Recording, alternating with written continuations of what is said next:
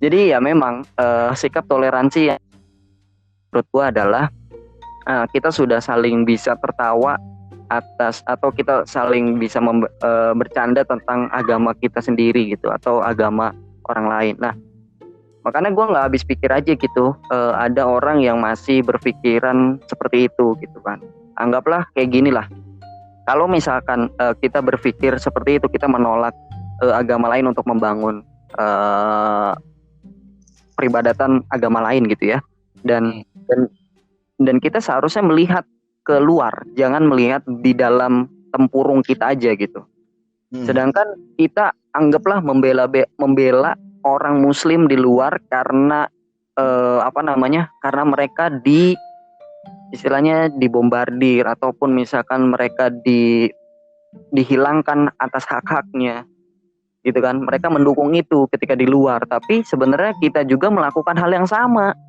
Nah, Ngerti iya, gak? iya, Gitu kan. Kita juga melakukan hal yang sama seperti orang luar sana gitu. Dan iya. dan gue pikir aja gitu. Kalau dalam bahasa Inggris itu kan disebutnya double standard ya, atau Apa? standar ganda. Oh, standar ganda. Iya, gitu. Ironis gitu tuh ya. Kita membela agama kita yang di luar sana yang bisa dibilang minoritas, tapi kita melakukan apa ya, hal yang sama seperti musuh di luar sana gitu tuh. Iya, malah itu yang menjadikan sebuah apa ya? Sebuah agama kita atau agama muslim ini tetap dicap sebagai agama teroris gitu. Karena Iya. iya, karena kan orang-orang berpikir seperti itu kan. Karena orang-orang muslim yang istilahnya membom gereja, muslim yang membom ini, membom itu dan lain sebagainya. Ya, sehingga banyak orang luar membenci, atau misalkan orang-orang barat gitu membenci muslim, iya kan? Iya. Lu punya cerita nggak terkait misalkan orang-orang barat itu yang membenci muslim, bener-bener benci banget? Ada sih kisah di mana ini saya belum tahu ya kebenarannya, tapi ini memang kisah udah dikenal di dunia maya. Kisah ini terjadi ketika lagi maraknya kasus apa yang pesawat tabrak di Twin Tower di Amerika. Oh, di Twin Tower. WTC. Iya, Twin Tower. Twin World Trade Tower, oke. Center. Di Amerika pada tanggal 11 September. Ya, benar 11 September. Nah, 11 September. Itu kejadian, memang kejadian yang sangat buruk ya pada semua orang Amerika pada saat itu. Dan itu juga menjadi hari yang paling ditakuti sama orang-orang Islam di sana. Karena apa? Apalagi orang Islam yang tinggal di sana kan minoritas ya. Mereka di sana tingkat Islamofobianya meningkat drastis gitu. Islamofobia. Islamofobia. Itu meroket gitu. Orang-orang yang berkulit putih yang yang berkulit putih, mereka benci banget melihat orang yang berkulit matang, coklat, hitam, ataupun yang punya turunan Arab terutama gitu. Ada sebuah kisah di dalam rumah tangga. Di situ ada dua tetangga, yang satu orang Amrik, yang satu orang yang migrasi ke Amrik, turunan dari Arab gitu. Oke, dari timur ya, tinggalnya dari timur. Nah, si orang Arab ini benci banget dengan kehadiran keluarga yang dari timur ini, padahal mereka baru datang gitu tuh. Benci banget. Saking bencinya ya dia mencaci gitu keluarganya, sampai keluarganya ketakutan, mau pergi Jumatan aja ketakutan gitu. Soalnya tempat orang-orang berlindung itu pada waktu itu untuk orang yang dari timur, mereka berlindungnya tuh ya komunitas Islamnya itu, masjid-masjid komunitasnya. Mereka berlindung di situ. Pada suatu hari si orang ini yang benci banget ini nih nanya ke diri sendiri, gua bisa benci sama mereka tuh kenapa sih ya gitu tuh. Tentu karena kejadian tersebut, tapi kenapa bisa sedalam ini rasa bencinya? Akhirnya dia ngulik, nyari tahu sendiri tentang agama Islam gitu. Ngulik dia nguliknya langsung dari sumbernya, yaitu Al-Quran. Wow. Dia mulai baca translatannya segala macam, dan hatinya dikit-dikit berubah gitu. Dan akhirnya dia mencoba minta maaf kan, mencoba terbuka dengan keluarga tetangganya gitu tuh. Dan tetangganya juga ngajak, yuk datang di hari Jumat gitu. Kita ketemu komunitasnya. Nah di situ ya isinya ya itu orang pada welcome di situ. Tidak ada yang tidak welcome.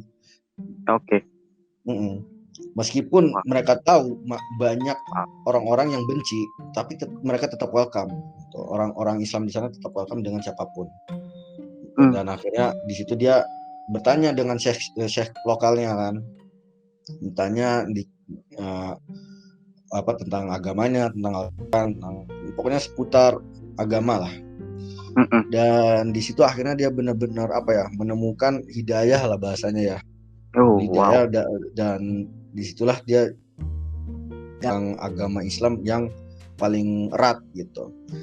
Nah di sini saya mau jelasin kisah seperti ini itu tidak sedikit gitu di dunia maya. Banyak orang yang pindah agama, yang tadinya benci banget dengan agama Islam, pindah agama karena Islam itu nggak sedikit ceritanya. Dan ini salah satu kasusnya gitu. Wow, gue justru merinding ya dengar cerita itu ya, karena serius, gue merinding banget dengar ketika lu cerita awalnya membenci, kemudian mengulik sendiri dalam ngulik Al-Quran juga. Gue nggak tahu dia nguliknya itu dalam mungkin ada terjemahan Al-Qurannya atau kayak gimana. Tapi itu luar biasa ya, ketika mereka mengulik kemudian mengulik dalam gitu dan mengetahui secara definisi Islam tuh begini, karena Islam itu dianggap awalnya gitu ya, dianggap Islam sebagai perusak dan lain sebagainya gitu kan, karena telah menghancurkan atau membombardir Twin Tower itu gitu, anggaplah seperti itu gitu ya. Tapi ternyata ketika melihat wujud aslinya orang Islam itu seperti apa gitu kan, gak semua orang Islam itu seperti itu. Akhirnya dia mengetahui dan dia objektif gitu dengan keadaannya gitu kan, karena dia bertanya kenapa sih kok gue bisa sebenci ini gitu kan, dan akhirnya dia cari tahu sendiri gitu, bukan dari katanya. Mungkin dia membenci itu karena katanya atau ceritanya gitu kan, bukan dalam sebuah intisarinya gitu. Intisarinya tuh itu kan kita dari Al-Quran. Akhirnya dia lihat dari sana dan menjadi Muslim yang erat sekali. Itu luar biasa ya. Ya. Dan yang luar biasa lagi mungkin orang Muslim di sana gitu ya, kuat terhadap apapun yang terjadi di sana gitu, dan mereka memiliki masjid atau seperti rumah gitu ya.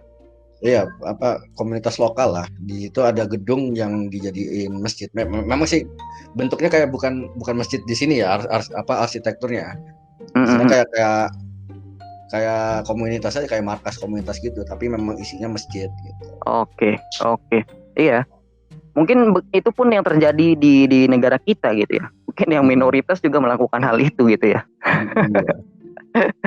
Ya itulah, makanya kita harus berkaca dengan apa yang terjadi di luar sana gitu. Jangan selalu berkaca atau selalu melihat yang di sini aja gitu. Iya. Kita membela di luar, ternyata kita pun melakukan hal yang sama itu ya, hal yang bodoh aja gitu. Iya kan.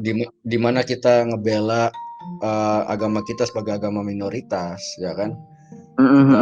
Kita istilahnya kayak anti terhadap musuh kita gitu kan, tapi kita melakukan apa yang musuh kita lakukan gitu di sini gitu. Itu memang agak ironis aja sih, agak bodoh aja sih memang. Gue balik lagi nih, gue setelah kayak gitu tercerahkan juga nih. ke cerita waktu zamannya peperangan Nabi Muhammad SAW. Waktu itu kan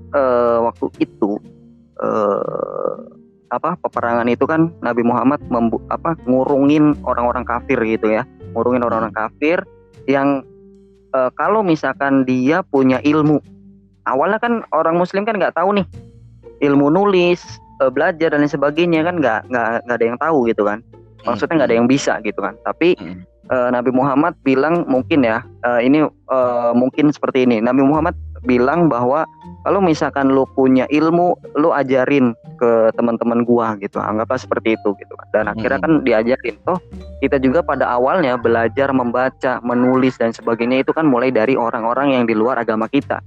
Iya. Toh gitu kan. Dulu waktu zamannya tulis menulis pun mulai dari sana gitu.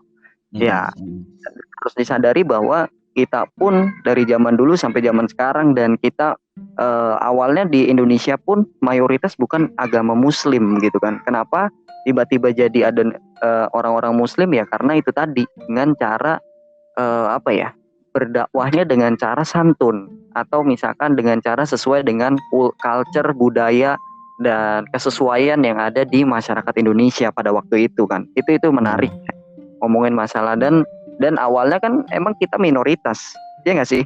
Iya.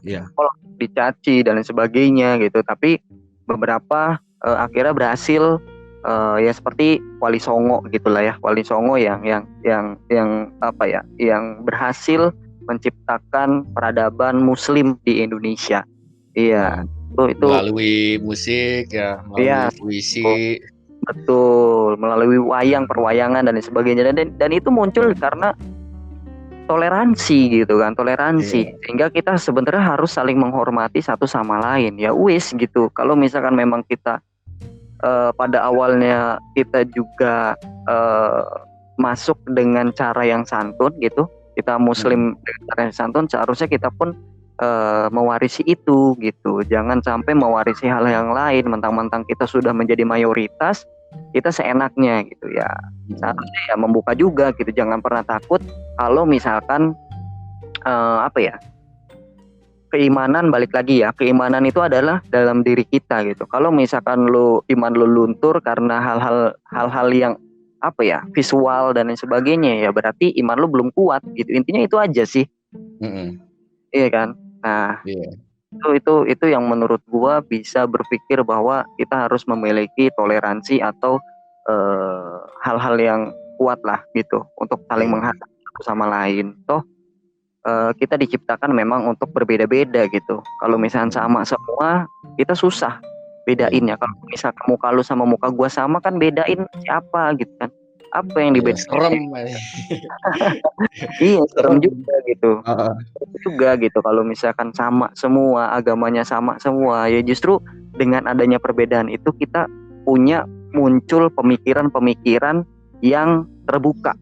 Iya kan? Nah, betul. Akhirnya memunculkan peradaban dari agama, muncul keilmuan, muncul peradaban yang sampai saat ini.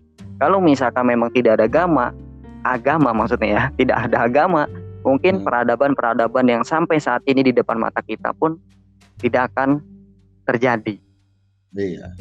Yes, itu sangat menarik ya. Kita berbicara ngomongin masalah agama dan toleransi. Wow. Mungkin ini menarik juga buat lu. Gimana? Lanjut, Mas Dava. Ya, harus diingatkan bahwa Islam itu artinya damai, gitu. Betul. Oh iya. Harus diingatkan kembali bahwa kita yang terutama orang-orang yang punya nilai intoleransi ini coba introspeksi diri gitu tuh ya. Jadilah orang yang damai, karena Islam adalah damai. Karena Islam adalah agama rahmatan lil alamin. Rahmatan lil alamin. Iya. Boleh. Luar biasa ya. Nah, itu yang menarik ya, di podcast kali ini. Pembahasannya memang agak dalam karena ya bulan ini adalah bulan September, masih walaupun memang terlewat, tapi bulan-bulan perdamaian nggak akan pernah ada. Mungkin kedamaian itu tidak akan pernah lewat ya, walaupun ada momen namanya Hari Perdamaian Internasional pun seharusnya perdamaian itu selalu ada setiap hari bukan betul. satu momentum dan lain sebagainya. Karena Iya, agama mengajarkan sebuah kedamaian. Tanpa itu kita nggak bakal bisa berdamai. Ya balik lagi, itu hak pribadi, tapi setiap agama mengajarkan kedamaian, bukan ngerusuhin sebuah perdamaian. hmm, Oke, insight yang menarik dan podcast yang menarik pada hari ini, kolaborasi dengan secangkir kopi memang tidak pernah bosan-bosan. Tentu saja banyak pelajaran yang bisa kita pelajari ya, walaupun kita yang podcast sendiri gitu. Oke, iya. terima kasih buat Mas Dava yang sudah meluangkan waktunya, dan terima kasih juga buat kamu Sobat Damai dan Sotoyer yang sudah mendengarkan podcast kali ini. Sampai jumpa di podcast selanjutnya. Saya Raffi dan Mas Dava pamit undur diri. Salam damai. Salam damai.